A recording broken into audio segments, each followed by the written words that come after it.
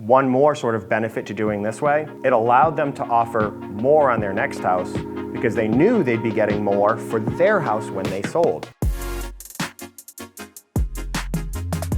Welcome to my classroom. I'm Chris Collette, the real estate professor. So today I want to give you a little bit of a case study. I want to talk about a home that I've actually sold and how it went.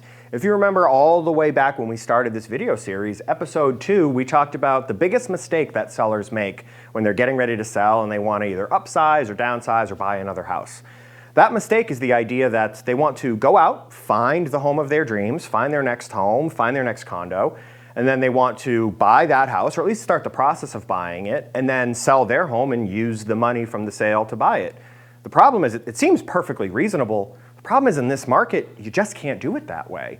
I want to walk you through a home that we're going to call the Sterling House, and this is a home that I sold, that I helped my clients execute this plan perfectly.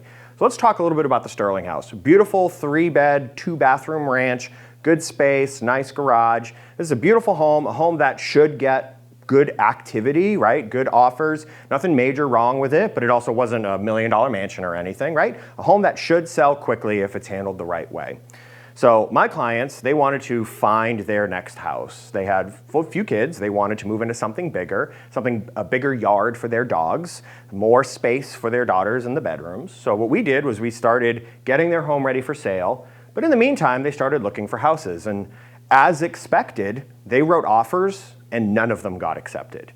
The reason that none of them got accepted was because all the houses that they wanted to buy, those sellers all said, well, we got 8 offers. You haven't even put your house on the market yet. Why would we pick your offer? And it caused things to delay, and it caused us to basically say, we got to get our home on the market, which was the plan the whole time, but it doesn't hurt to shop while you're getting ready. So their home finally was ready. We took gorgeous photos of this home. We listed this home amazingly with a great price. We talked about pricing strategy. They trusted me to utilize the right pricing strategy of the 3. Check out my other video on pricing strategies to talk about which pricing strategy tends to make the most sense for most people. They picked the right pricing strategy. We listed for $269,900. We knew that the home would sell for probably in the range of $270 to $280, maybe $285. What we ended up with was packed open houses. So many people, lots of offers. We got 11 offers on this home. What that allowed us to do wasn't just get the most amount of money, which was $290,000, but also they said, we're barely gonna do an inspection. We're gonna do it, but we're gonna do it for informational purposes only. We're not gonna ask you to fix anything. The home needed a few minor updates, but we were able to pick the offer where the buyer said, we're going to make sure the house isn't falling over, but otherwise we'll take it exactly the way that it is. But here's the key. We got these buyers to give us at least 3 months to find the next home. That gave us lots of time to go shopping, and now when we wrote offers, we were one of 4, 5, 8, 10 offers. We were able to at this point say, yeah, we have to sell a house, but don't worry. It's already listed, under agreement, inspection is done, purchase and sale is signed, and we have a wide range of closing dates. And one more sort of benefit to doing this way.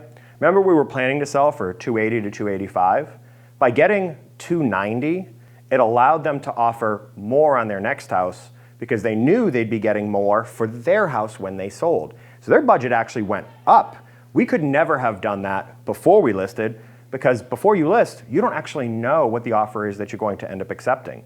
What if you do find your dream house, then you put your home on the market, and it turns out you get $5,000 or $10,000 or $20,000 less than you expected? Does that suddenly change the math for the house that you're going to buy? You don't want to be in that position. They trusted me and my team to do it in the right order. So what we did was we got their home ready for sale and listed it, got multiple offers, negotiated the hell out of it, and got ourselves at least 90 days and well over the asking price. We then, while waiting to sell, went out and found the home of their dreams, bigger space, extra bedroom, full finished basement, giant fenced-in yard, deck in the back, space for an above-ground pool that they want to put in, and exactly in the neighborhood they wanted. It's really their dream house. This all worked because they trusted our team and they trusted selling before you buy. Now, you don't actually move, but you do get a buyer lined up and it gives you all the negotiating power. So They're in their new home, things are fantastic. We closed last week, they love the house, and if you're thinking about selling, you're thinking about upgrading to a bigger home because you need more space, you're thinking about maybe downsizing, selling the big home because the kids are in college, time to go to a condo so you don't have to mow the lawn, call me, call my team, let's talk about this process, let's work through it, talk about your options. I'm Chris Collette, the real estate professor. If you're thinking about buying, selling, or investing in Massachusetts or New Hampshire, give me a call. Let's sell your house like we sold the Sterling house, well over asking, lots of money, lots of power, and I'll see you guys next week.